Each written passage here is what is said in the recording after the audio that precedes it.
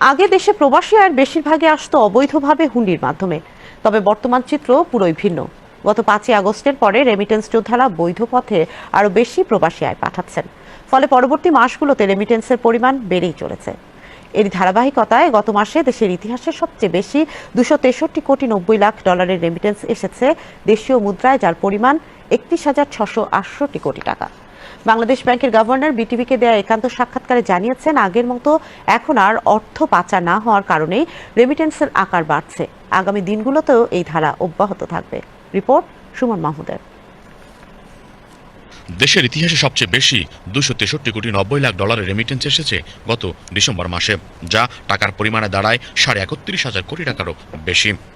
এই রেমিটেন্স দেশের ইতিহাসে এক মাসে আসা সর্বোচ্চ। এর আগে কখনো এত পরিমাণ রেমিটেন্স আসেনি। করোনাকালীন সময়ে 2020 সালের জুলাই মাসে এসেছিল 2.59 বিলিয়ন ডলার। 2020 সালে জুলাই মাসে এসেছিল 2.59 বিলিয়ন ডলার। এবার সে রেকর্ড ভাঙল বিজয়ের মাস ডিসেম্বরে। বাংলাদেশ ব্যাংকের গভর্নর বলছেন, সদ্য বিদায়ী বছরে দেশে প্রায় 27 বিলিয়ন ডলার রেমিটেন্স আসছে, যা আগের বছরের তুলনায় 22% বেশি।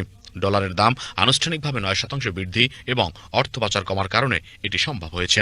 অনেক রকমের প্রতিবন্ধকতা ছিল, ইন্ডাস্ট্রিয়াল আনরেস্ট ছিল, কিন্তু তারপরেও কিন্তু এক্সপোর্ট আমরা দেখলাম 13% উপর বেড়েছে। আমি যদি 10% হিসাবে হলেও 5 বিলিয়ন ডলার এক্সট্রা আসে, আমাকে 50 বিলিয়ন ডলার হারত যাচ্ছে।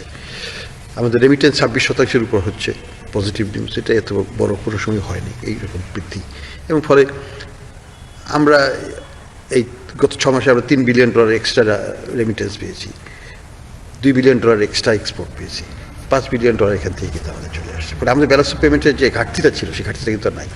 2024 সালে জুলাইয়ে গণ অভ্যুত্থানের সময় ইন্টারনেট ও ব্যাংকিং কার্যক্রম ব্যাহত হয় প্রবাসী আয় দেশে আসার উপর প্রভাব পড়ে। তবে সাম্প্রতিক মাসগুলোতে হুন্ডির চাহিদা কমে যাওয়ায় এখন তা আনুষ্ঠানিকভাবে ব্যাংকিং চ্যানেলের মাধ্যমে আসছে। রেমিটেন্সের এই ধারা আগামী দিনগুলোতেও অব্যাহত থাকবে।